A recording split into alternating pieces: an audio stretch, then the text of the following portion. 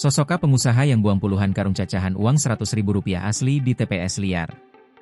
Terungkap sosok pengusaha yang membuang puluhan karung cacahan uang rupiah asli di tempat pembuangan sampah, TPS, liar di Kampung Serang, Kecamatan Setu, Kabupaten Bekasi. Sosok ini berinisial K, seorang pengusaha limbah setempat. Sosok K diungkap Santo, pemilik lahan yang dipakai membuang cacahan uang asli tersebut.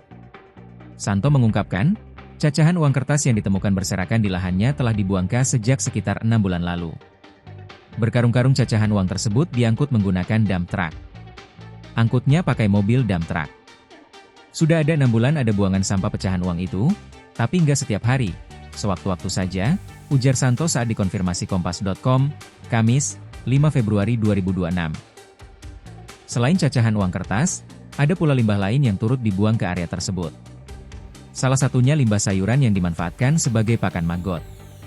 Santo menjelaskan, selama ini sampah-sampah yang dibuang ke lahannya dimanfaatkan untuk menguruk tanah di sekitar lokasi agar lebih padat dan bisa digunakan kembali. Terkait sosok K, Santo mengetahui sebatas pengusaha yang bermain di limbah. Kapolsek Setu AKP Usep Armansyah membenarkan bahwa sampah-sampah tersebut diangkut menggunakan dump truck dan berasal dari berbagai wilayah.